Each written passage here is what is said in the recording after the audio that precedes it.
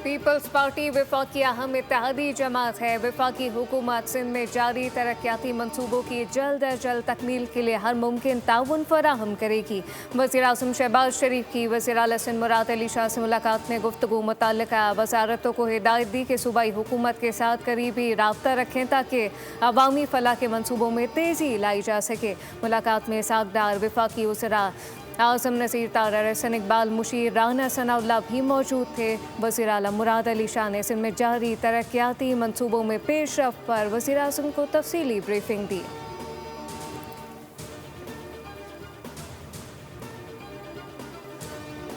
Security forces की चंद रोज़ के दौरान खैबर पख्तूनख्वा और बलूचिस्तान में भरपूर कार्रवाइयाँ फितनल खवारिज और फितनल हिंदुस्तान के 34 दहशतगर्द जहन्नुम हासिल कर दिए।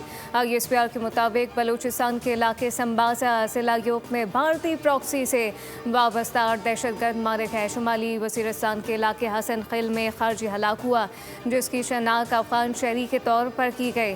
लकी मरवत में 3, बनू में 2 अलहदा झड़पों में 10 खारजी मारे गए, जबकि मीर अली शुमाली वज़ीरिस्तान में कार्रवाई के दौरान 12 खारजी हलाक हुए।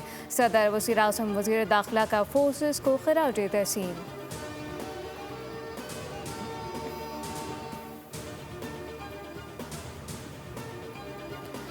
रावलपिंडी की इंसदादे दहशतगर्दी अदालत में 26 नवंबर एहतजाज केस की समाअत। अलीमा खान अपने वकील के हमरा अदालत में पेश। समाअत के बाद मीडिया से गुफ्तगू में अलीमा खान ने कहा कि बानी PTI की सेहत से मुतालिक फैसला करना पार्टी का नहीं, हमारा मैंडेट है। मोहसिन नकवी ने कहा कि इलाज में रुकावट थी, किसी ने इसकी वजाहत नहीं की। आइंदा बानी की सेहत से मुतालिक कोई भी फैसला हमारी इजाज़त के बगैर नहीं होगा।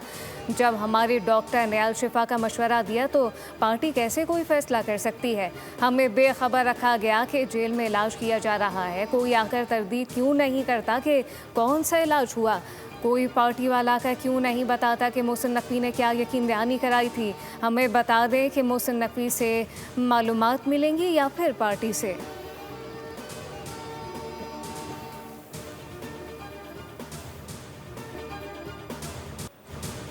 वफाकी वज़रा सिंध हुकूमत के खिलाफ साजिशें कर रहे हैं। क़यादत वफाक से जवाब तलब करे। हम वफाकी हुकूमत को सपोर्ट कर रहे हैं, इत्तेहादी नहीं हैं। सिंध के सीनियर वज़ीर शर्जील मेमन की सदर आसिफ जरदारी की मुबैना मीटिंग से मुतालिक खबरों की भी तरदीद। न्यूज़ कॉन्फ्रेंस में कहा कि फ़ारूक सत्तार साने गुल प्लाजा जुडिशल कमीशन के जज के खिलाफ झूठ बोल रहे थे।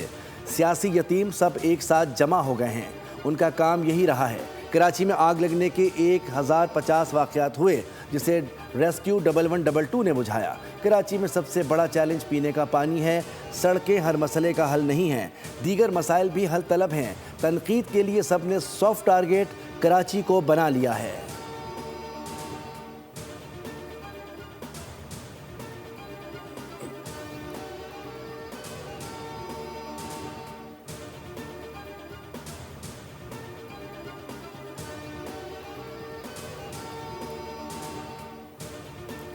मेयर कराची मुर्तज़ा वहाब की बिलावल हाउस में चेयरमैन बिलावल भुट्टो जरदारी से मुलाकात। कराची की सियासी और इंतज़ामी सूरत हाल से आगाह किया और कराची में जारी तरक्याती मनसूबों से मुतालिक ब्रीफिंग भी दी।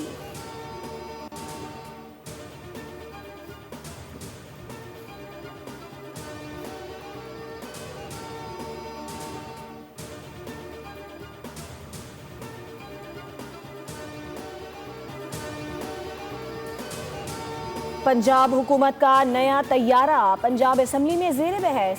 ऑपोजिशन और हुकूमती अरकान आमने सामने आ गए। PTI अरकान ने कागज़ के जहाज़ बनाए, कुछ माइक पर लगाए और कुछ को हवा में उड़ा दिया। पीपल्स पार्टी भी ऑपोजिशन की हिमायती बन गई। वज़ीर इत्तलात पंजाब अज़मा बुखारी वजाहत देती रही, बोली बिलावल सिंध हुकूमत का तैयारा लेकर घूम सकते हैं तो पंजाब हुकूमत अपना तैयारा जैसे मर्जी इस्तेमाल करे, किसी को क्या तकलीफ है। स्पीकर पंजाब असम्बली सबको खामोश करवाते रहे।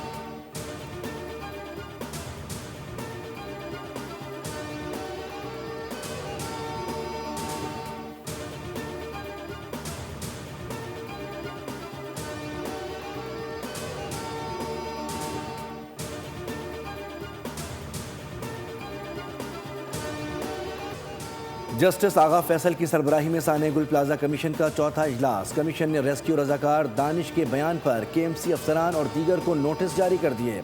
कमीशन को बताया कि आग देखकर फायर फाइटर्स को मदद की पेशकश की।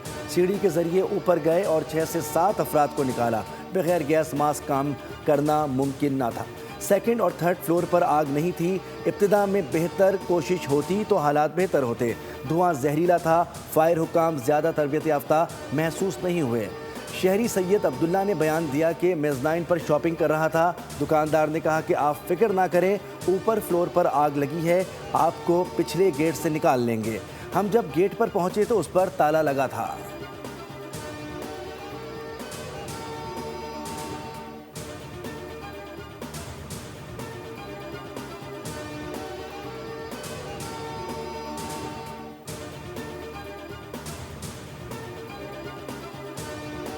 हेडलाइन से अपनी जानी फिल वक्त इतना ही।